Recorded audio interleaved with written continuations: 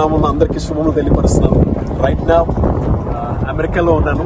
అటువైపు మీరు చూసారు కదా, అదేమో వైట్ హౌస్, ఇటువైపు ఏమో మీరు చూసినట్లయితే అక్కడ ఆఫ్రికన్ అమెరికన్ మ్యూజియం ఉంది.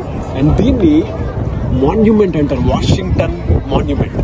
అంటే ప్రెసిడెంట్ జార్జ్ వాషింగ్టన్ ఎవరైతే రూల్ చేశారో ఆయనకి జ్ఞాపకార్థంగా ఇది కట్టారు.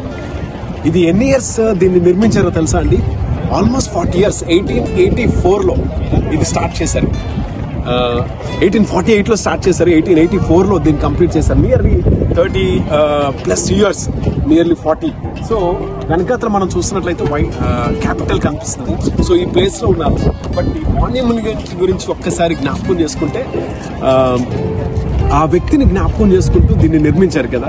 అలాగే బైబిల్లో కొన్ని మాన్యుమెంట్స్ ఉన్నాయి. ఓకే, బైబిల్లో ఉన్న monuments, number 1 Jacob's pillar at Bethel అంటారు. అంటే బేతేలు దగ్గర యాకోబు స్థాపించినటువంటి ఒక స్తంభం.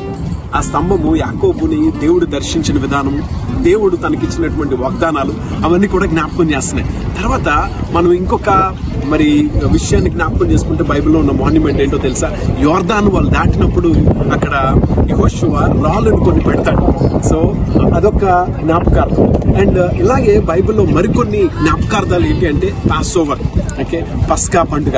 అండ్ రెండవది సబ్బాతు, ఓకే, సబ్బాతు దినాన్ని వారందరూ కూడా ఎట్లా పాటించాలని. అండ్ మూడోది ఓకే, యేసు ప్రభు యొక్క మరణము, పునరుద్ధానం, okay, death, burial and resurrection of Jesus Christ. So ఇవన్నీ బైబిల్లో ఉన్నటువంటి విషయాలు. వీటిని కానీ మనం జ్ఞాపకం చేసుకున్నప్పుడు ఏమవుతుందో తెలుసా అండి? ఒకటి, చరిత్ర ఏంటో అర్థమవుతుంది.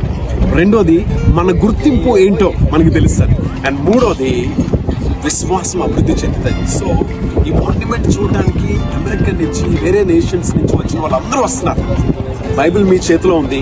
ఆ బైబిల్ని మీరు చదివి బైబిల్లో ఉన్నటువంటి ప్రాముఖ్యమైనటువంటి ఆ స్మారక చిహ్న జ్ఞాపకార్థాలని మీరు తెలుసుకోవాలని, దీవించబడాలని నేను ఆశపడుతున్నాను. దేవుడు అట్టి కృప మీకు దయచేయగా.